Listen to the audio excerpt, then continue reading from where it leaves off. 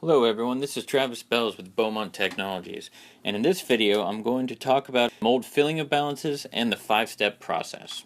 So first, what is the 5-step? The 5-step is a method that we've developed here at Beaumont Technologies that uses short-shot weight data to determine the filling imbalance of a mold and also the source of any potential filling imbalances. And pay attention to the second part of that sentence, because that's really the key to this, is determining what the source of any possible filling variations are in an injection mold.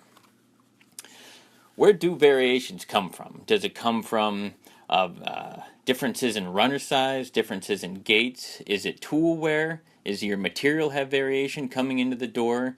Is there machine inconsistency shot to shot, part design issues, or even cavity tolerance issues? It really could be any of these.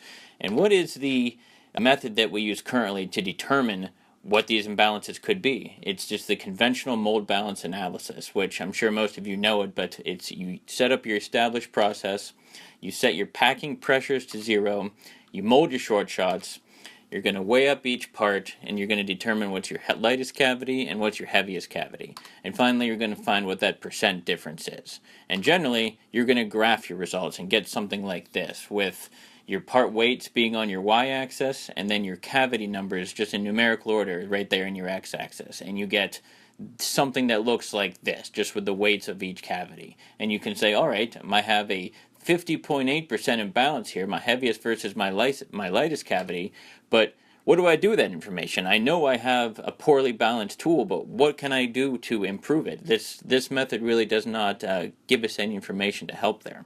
And that's where the 5-step process really comes in.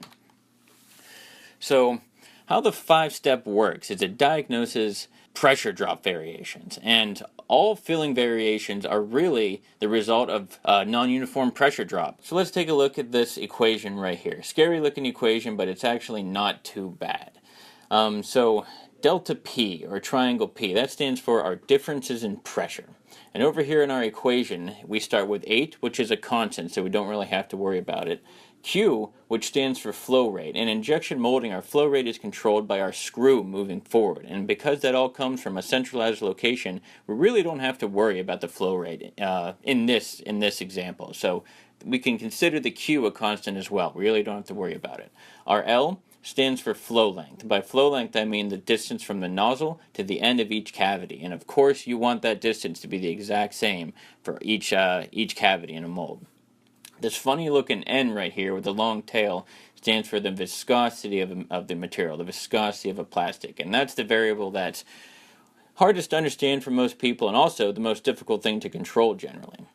Now here at the bottom of our division bar we have pi, 3.14, and then we have r, the radius of our flow channel. And notice that r is to the 4th power. So that's really telling us that any difference you might have in a runner or a gate or anything like that, it can really have a dramatic effect on what the imbalance of that tool turns into. Now this equation is for round runner channels, but the 5-step here will work no matter what the shape of your runner channel, whether that's parabolic, trapezoid, whatever. This is just the equation I'm using here as an example. Now let's look at an example here. So if we look back to our 16 cavity example, our traditional method, we see that we have a 50.8% imbalance. What does that do for us? We've already discussed, not much. But if we look at this with the 5-step process mentality, and we start to break down these cavities into flow groups.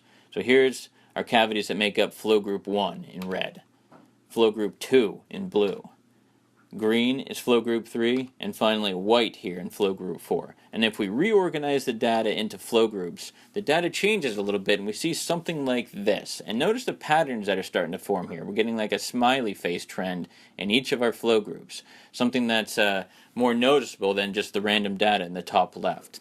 Furthermore, it gives us so much more information. We get the steel imbalances out of each flow group, and also the shear imbalances between the flow groups as well. Now if we focus on the steel imbalances for a second, we can see that flow group 1 has a steel imbalance of 19%, flow group 2 and 4 both have a steel imbalance, of 34%, while flow group 3 has a steel imbalance of 37%. Generally, if this was your mold and you were looking at this, you'd want to pick the lowest hanging fruit first. So you'd go after your worst, which is flow group 3 at 37%. So if you're looking at that and you want to reduce that number, you can come down into our graph here, and now you're not worried about any of the other cavities except for the cavities that make up flow group 3. And if we're looking at this data, we can see that cavities 2, 10, and 15 are all relatively similar, while cavity 7 is much heavier for a reason we haven't figured out yet. So if you were to see this data, you would know that you can ignore the rest of your mold and you can start to look at the runners leading up to these cavities or the gates of these cavities and doing comparisons between them and seeing where the difference really is. There's some physical difference in your mold and you're trying to find it. And that saves you so much time and hassle instead of checking over the entire mold, checking all the gates, all the runners, whatever it might be, to try and fix your imbalance. And then, of course, you would do the same with your other flow groups as well until you got that steel imbalance number down to an acceptable level. Now for the shear imbalances, we have a max shear imbalance of 31.6%, and then we have the shear imbalances between the different flow groups as well. And how you go about fixing them is with our melt flipper technology. We have to have the melt flipper technology in the mold to control the shear heating as it flows to the different cavities. That's something that you're not going to be able to fix with a process change or improving your steel because they're not process or mold problems. It's just due to the nature of how the plastic flows. Steel imbalances, on the other hand, as you see in this list over here, has a much more wide variety of what could actually be the problem. It could be the gate geometry, the gate area being off, runner size variations, runner length variations, runner mismatch. When your A and B plates come together, are the runners lining up perfectly? Ladder and fishbone runners, even though if you're still using a ladder runner, you probably have bigger issues. Venting, molding machine. By the way, you probably want to mold more than one set of short shots and see if you have any inconsistencies shot to shot so you know if your machine is having any issues or if it's the mold instead. Twisted sprue bushings, variations from hot manifolds. That one's a topic in and of itself, and then many more. And now I'll show you guys the FiveStep website itself, and we'll go through an example. Alright, so here's the FiveStep website, fivestep.beaumontinc.com. And how this works is you get your own username and password, and it's a subscription-based website. Let's come up here to this big green button and click on New Analysis. So, the first step you're going to do is you're going to find and choose the layout that best describes whatever mold layout you guys have. And up here, these different tabs, we have 2 cavities, 4 cavity layouts, 8 cavity, 12, 16, 32, all the way up to 64 is the highest we currently go. And you find whatever layout matches your mold the best. For this example, we'll choose a lower cavity one. We'll choose this 8 cavity mold right here, H2. So if I click on that, it takes me into the data entry page. And we're going to go right down this list down here on our left. Step 1 down through step 5. So step 1, I'm going to put in video test 1. And you have to put in something there so it gives it a file name. And for the rest of these, mold number, part number, material, this is all for documentation, but still good things to put in. Mold number, we'll say 1, 2, 3. Part number, we'll say 4, 5, 6, just arbitrary numbers. We'll say we're molding a nylon. Our machine, we'll say, is a Sodic 4. And finally, you can pick your analysis date as well. We'll pick today's date, which is May 20th. Step 2, we can choose if, or just tell the program if this mold does have radiological control or it doesn't. Radiological control is another name for melt flipper. So we can choose no or yes. If you choose in yes, you can put in the license number of the melt flipper if you have it as well for documentation purposes. We'll say no, just to keep it simple for now. Step 3, if I click on this cavity ID button, we come over here to the main page, and it highlights right here in my cavity, and I can put in my cavity IDs for whatever your mold layout might be. We'll just keep it simple here. 1, go to the next one, 2, 3, 4, 5, 6, 7, and 8.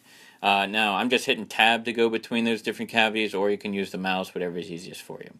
Step 4 is the most important step, and that's entering the actual data. So if I click the Enter Shot Data button, these blue boxes over here highlight saying that they want some data put into them.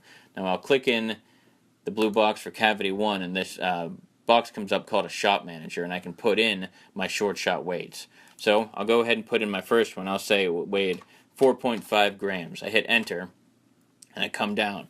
Now it gives me a second line for number 2. That's not asking for my second cavity. That's asking for if you have multiple shots, you can put multiple shots in at one time. So this is your second shot of cavity 1. Let's say that one was 4.4. If I hit enter again, it goes down to 3, and then it'll go 4, 5, 6, and so on for however many shots you want to evaluate. And then once I don't have any more, I can just hit enter again and it'll automatically go to the next cavity for me. Also, if you need to delete a number, I'll put in something here again, I can highlight that and click this garbage can button down here and it'll delete it out for you. Now instead of going through and putting all this information in right in front of you now, I've actually already made a different one of these with the information already in there that I called video test 2. So if I open that back up, now I have all of my data in here already, which I've just put in arbitrary data into all these cavities. But right here, my second step now in step 4 is putting in the full part weight. The reason that's important is because you don't want to take short shots that are too close to being 100% filled. We generally recommend that you want your most filled cavity on short shot should be less than 80% filled visually. It doesn't have to be exact, but it's just so you don't get those inconsistencies that start to happen when you get parts that are too full. And then finally down here in step 5, I can choose if I want to view the results of the average of all the shots, shot 1 individually, shot 2 individually, whatever it might be. We'll look at the average for right now. And if I hit view results, I come into the data viewing page. Up here is the layout I chose, all the information, and down here is the graphical data that it's going to spit back out to me. And notice we have a steel variation section and a shear variation section. It breaks it down for us. And the data that we inputted, steel variations look pretty good. We have a 3.3% imbalance in flow group 1, a 2.8 steel variation imbalance in flow group 2. Generally very good, both those numbers. And then our shear variation section, the shear variation is 22.8, so very high, with flow group 1 all being heavier than flow group 2. And if you have a well-cut mold, this is something very similar to what you're going to see. And then if you did see this and you wanted to improve your balance, improve the shear variation, you would contact us here at Beaumont, get MelFlipper into this tool and improve those balances. We can go over some of these buttons up here. So just for ease of use, you can click this PDF button and it'll make a print-friendly version of this so you can print it out all on one page. Also, you can click this email button and email it to yourself or whoever you want to email it to. And finally, this scale button, you can change the scale on the y-axis of your graphs as well. Ladies and gentlemen, that's it for my video here on mold filling imbalances and the 5-step process. I hope you found it educational. Have a good day.